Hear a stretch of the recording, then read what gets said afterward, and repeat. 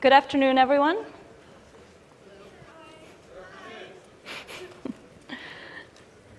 Just give everyone a second to sit down. All right. Hi, everyone. Relationships matter, especially those between your app and your consumer. Today, I want to share with you 3 ways that you can design for maximum retention in your app. My name's Isabel, and I'm part of the developer strategy team here at Oculus. That means that every day I work with developers, and I help them improve their apps and launch successfully on our store. I also get to see the numbers from behind the scenes. So I have a lens to see what's effective and maybe what's not working so well. Of course, we have several metrics that we talk about when we talk about success. But today, I want to talk to you specifically about retention. Before I worked in VR, I worked in mobile apps. And in mobile, when you're talking about retention, you're talking about a multitude of things. You're talking about creating a push notification strategy that hooks people back into your app. Or maybe you're designing mini games and daily quests that create a habit for retention. These strategies work, and they're important. They're trying to optimize the funnel by focusing on changes that maybe create a little bit of a different behavior in your users.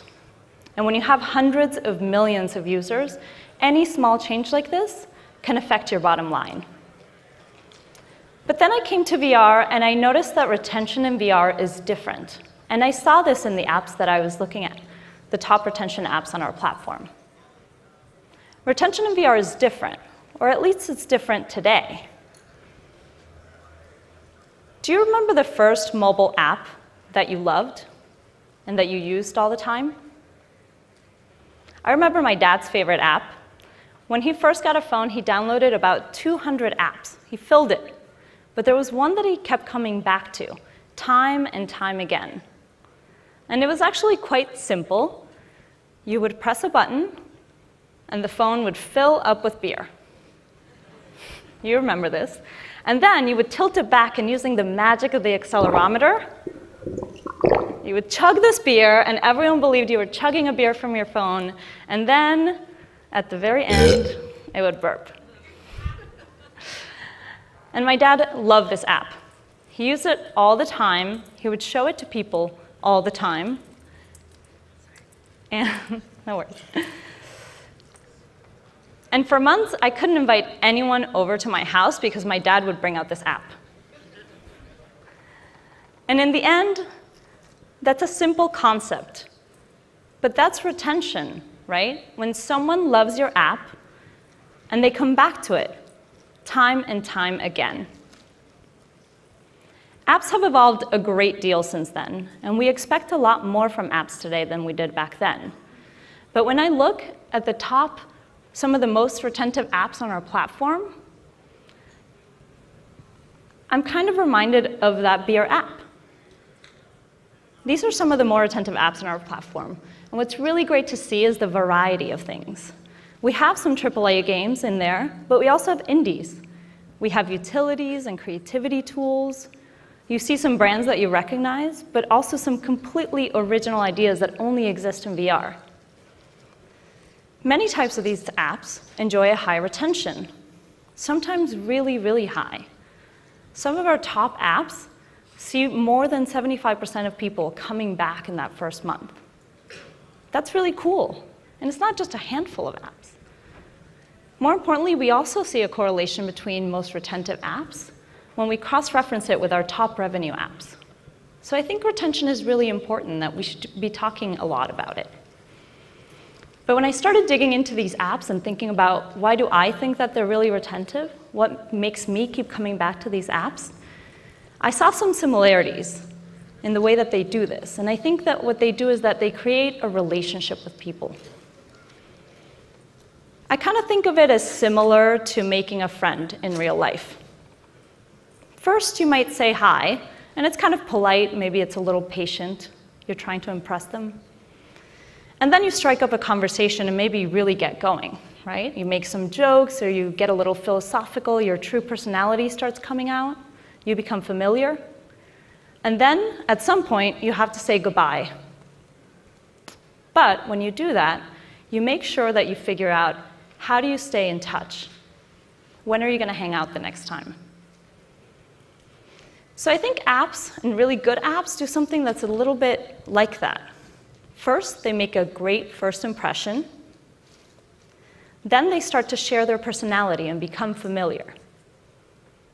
And lastly, they figure out a way to stay in touch, both inside of the app and outside. But this is not new. You might already know some of this, and you think that, of course, it's a great way to build a great product and design a great product. So today I want to dig a little bit deeper and use some of my favorite apps to talk to you about ways that you can do this that are specific to VR. Starting with making a great first impression. Now, when I say making a great first impression, I want to be clear that I'm not just talking about onboarding or showing someone how your controller buttons work. I'm really talking about something a little bit deeper, making a connection with people.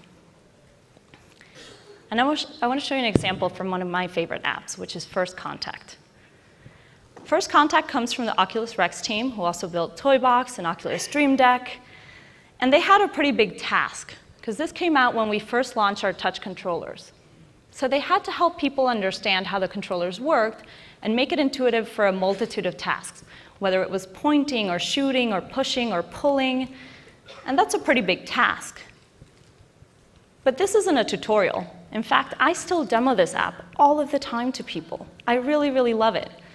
And when I spoke to Bernie, who's on the product team for this, he didn't talk to me about how he included information or anything like that. What he said to me was that, VR can really be overwhelming sometimes, or you can easily feel alone. What they wanted to do was acknowledge your actions, and they felt that that was really powerful. So let's see what they built.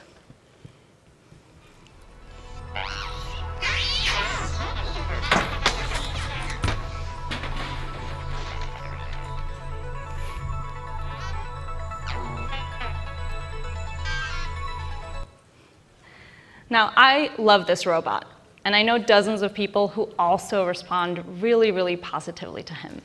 He's kind of shy, he's a little bit clumsy, like why is he kind of knocking into all of the things? And then he hides behind the wall. When I think about why this app is a meaningful one, and not just an intro or an onboarding, I think back to this moment when this robot waves. And again, I demo this to a ton of people. What I'm really struck by is how emotionally people respond to this robot and to that moment of the wave.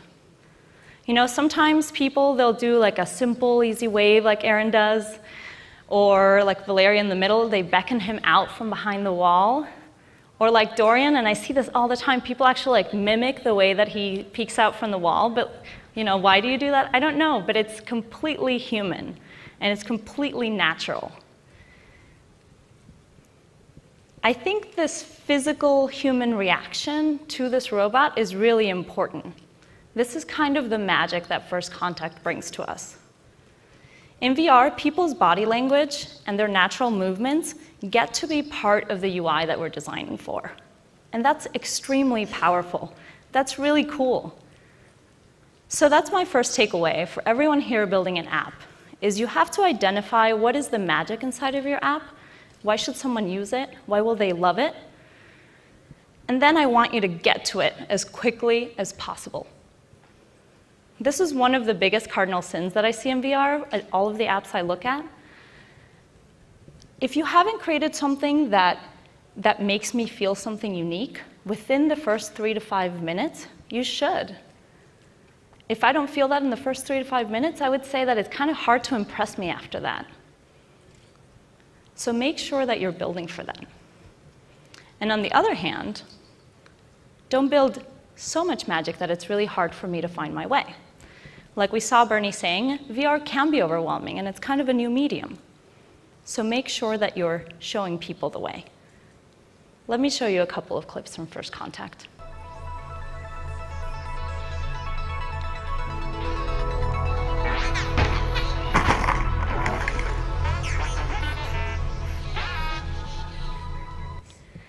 Now, First Contact, in my opinion, establishes one of the gold standards for what we call wayfinding.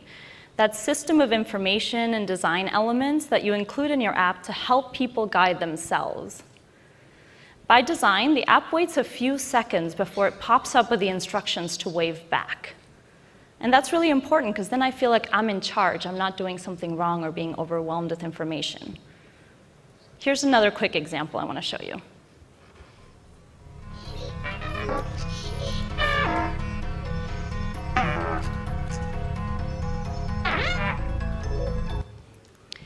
So you see the hex animation pop up, but what I think is really great about this example is that you actually have two wayfinding systems that are working together. So you have the hex system popping up and telling you how you should be behaving, but also you have the robot pointing to where you should be inserting the floppy disk. So he kind of becomes your trusty guide in this experience and leads you along the way. If VR can be overwhelming, you have to help people along. But don't push them. You want to do it in a very patient way. You want to really nudge them, but do it patiently and with intent. Don't allow it to be an overwhelming experience. So these are two important elements of making a great first impression, I think, that are especially important in VR. Once you establish those first steps, you get to start sharing your personality.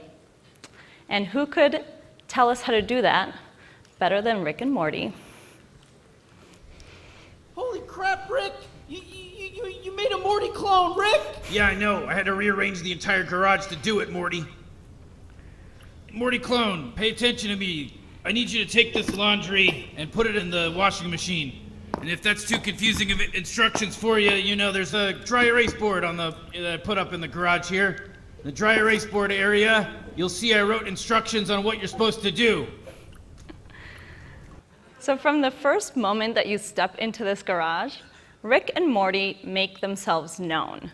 It is so fun. I mean, their first task that they tell you is to clean this hideously dirty laundry. They have a wayfinding system of the whiteboard where you can always know where to look, but it's set up in a way that they write just the most inane, obvious things, kind of insulting your intelligence a little bit.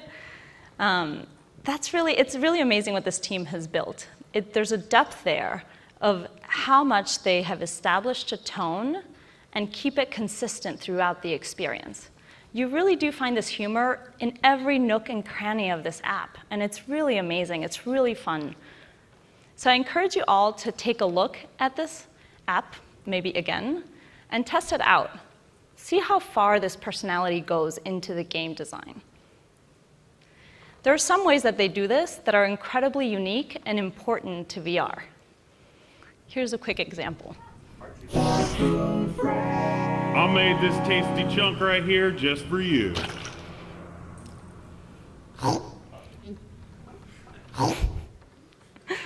When you're thinking about the personality or the tone of your app, I encourage you to be creative. I still see so many apps that are submitted that have 2D interface design, or they maybe use a living room as a menu that looks suspiciously similar to a certain home environment that exists in VR. You really have to push yourself to reinvent the menus and the interactions. We get to live in a world of VR where there's not a ton of established conventions. You don't necessarily need a red X on the right hand to tell you to exit an app or a game. If you rethink some of these tropes and you create something unique, as long as you're consistent and you explain it really well, people will recognize that and they will appreciate this. The world that you've built for them, they'll keep coming back to it time and time again. And of course, menus and interactions are not the only place to insert this. Remember that since VR is still an exploratory medium, there will be moments where people will get a little bit lost. There will be moments of friction. There'll be a little bit of loading time. One of my favorite ways to analyze an app is to get really lost. See how far this goes. Let's take a look. Jeez, Rick, I mean, I don't think he's getting it, really. Yeah, you know, all he has to do is put the clothes in the washing machine and then turn it on. You know, doesn't take rocket science to figure that out. It's even up on the dry erase board I made. And I don't mean just for a minute. I want you to just sit there for 5 minutes. Just wait. Do nothing. Be lost.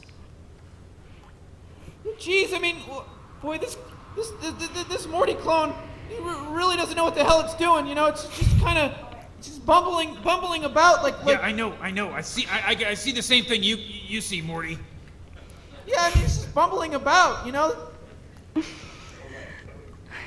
I love that moment when Rick pinches his nose. He like cannot take it that you're being so stupid.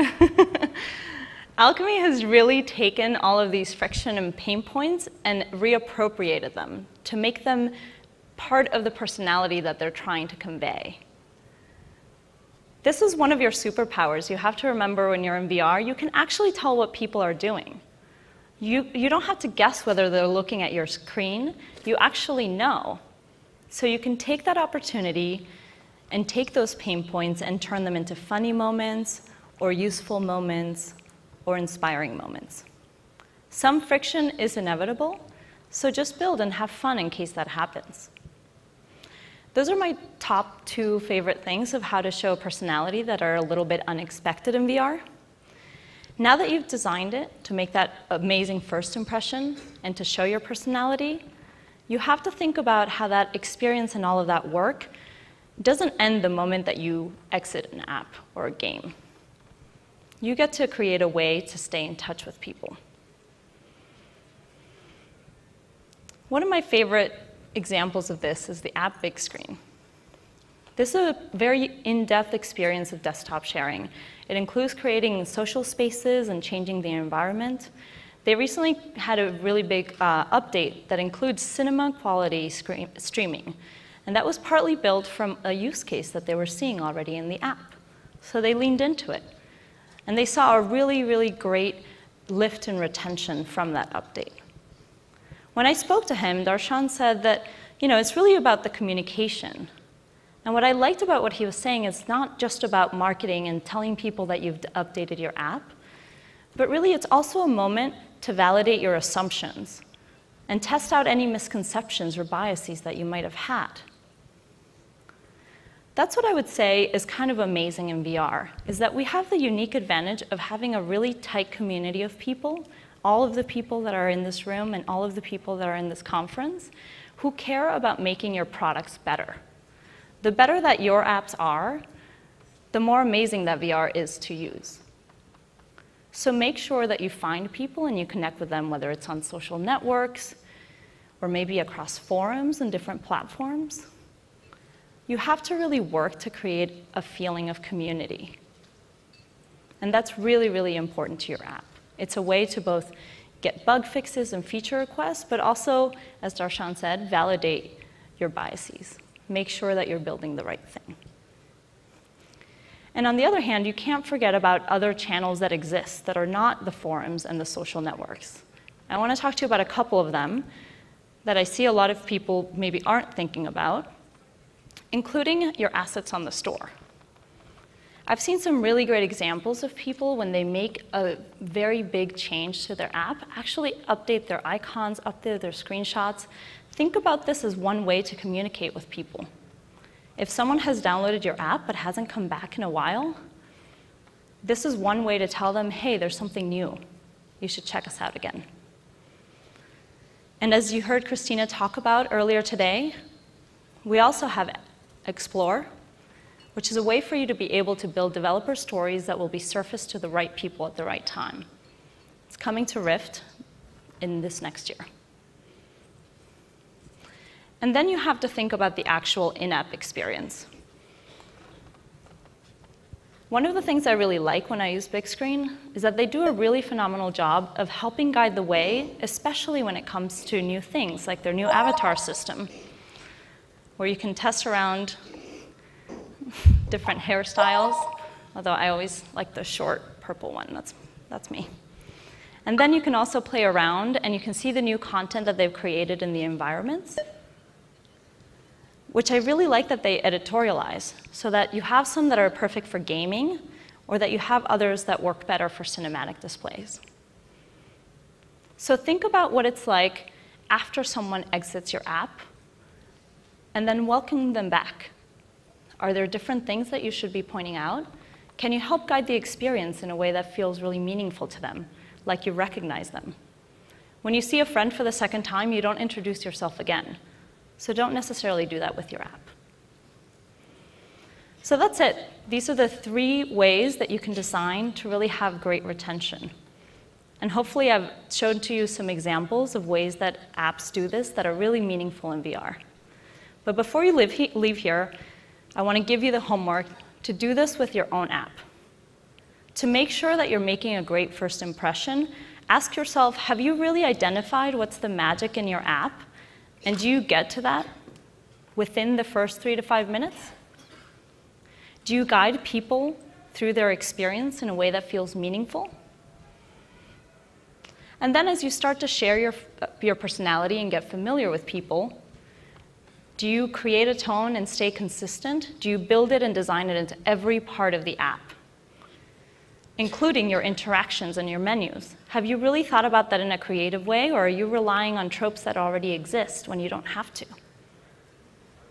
Have you identified the pain points, the moments of friction, anything that might not be working exactly in the right way? And then do you take advantage of them and make them a moment where you can actually show your personality again? And then lastly, when you're figuring out how to stay in touch, have you found and fostered your community no matter where they might be? Have you utilized our platform tools? We have a few of them. We're trying to make sure that you can communicate with people outside of your app, so get to know them. And lastly, do you welcome people back? Have you thought about, past the first experience, what's the second and the ongoing experiences that will make people feel welcome? That's what I had for you today. Thank you so much. And of course, stay in touch.